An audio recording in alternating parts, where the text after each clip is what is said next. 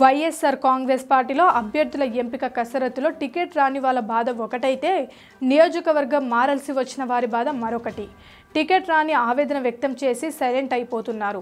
కానీ నియోజకవర్గం మార్పునకు గురైన వారు మాత్రం తమ ఆవేదన ఎవరికి చెప్పుకోవాలో అర్థం కాని పరిస్థితిని ఎదుర్కొంటున్నారు. దీనికి రెండు కారణాలు ఉన్నాయి.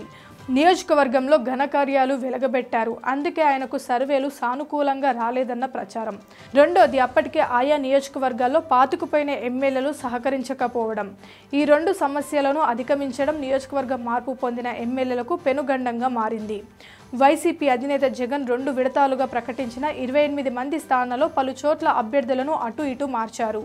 మెరుగు నాగార్జున, ఆదిమూలపు సురేష్, ఉషా శ్రీచరణ్ నియోజకవర్గాల మారాల్సి వచ్చింది. మంత్రి విడుదల రజనీని చిలకలూరిపేట నుంచి గుంటూరు పశ్చిమకు మార్చారు. మాజీ మంత్రి వెల్లంపల్లి శ్రీనివాస్ది అదే పరిస్థితి.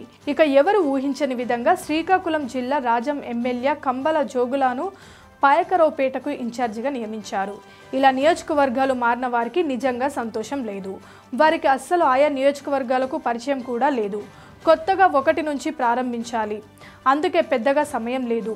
ఈ సమస్యకు తోడు ఆ నియోజకవర్గంలో చెత్తను తీసుకొచ్చి ఈ నియోజకవర్గంలో పోస్తున్నారని, అక్కడ చెల్లని రూపాయి ఇక్కడ చెల్లుతుందా అనే విమర్శలు టీడీపీ నేతలు ప్రారంభించారు. నియోజకవర్గాల మార్పులకు గురైన ఎమ్మెల్యేలు, మంత్రులు సొంత నియోజకవర్గాల్లో చాలా ఘనకార్యాలు వెల్లగబెట్టారని, అక్కడ వారు ఓడిపోతానని నియోజకవర్గాలు మార్చాలని విస్తృతంగా ప్రచారం జరుగుతుంది. తెలుగుదేశం పార్టీ నేతలు ఈ ప్రచారాన్ని చేస్తున్నారు. సొంత నియోజకవర్గాల్లో వారు ప్రజలను పీడించుకొని తిన్నారని, ఇప్పుడు కొత్త నియోజకవర్గంలో అదే పని చేస్తారని అంటున్నారు.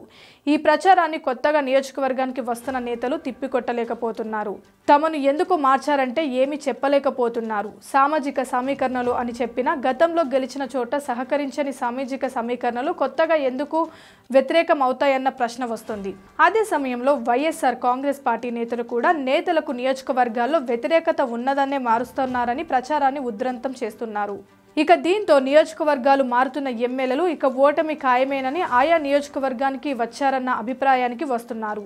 ఇది వారి పెను సమస్యగా మారుతుంది. మరోవైపు నియోజకవర్గాలు మారి వస్తే సహకరించేందుకు సొంత పార్టీ నేతలు వెనుకడుగు వేస్తున్నారు.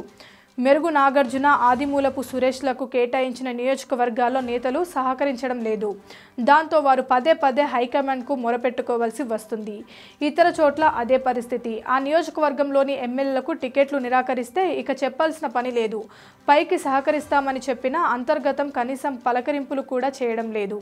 దీంతో కొత్త నియోజకవర్గంలో క్యాడర్ లేకుండా పోరాటం చేయాల్సి వస్తుంది. హైకమాండ్ అందరికీ సర్ది చెప్పలేకపోతుంది. చెప్పడానికి కూడా ఆసక్తి చూపించడం లేదు. దీంతో వారే బుజ్జగింపులు ప్రయత్నాలు చేసుకోవాల్సి వస్తుంది.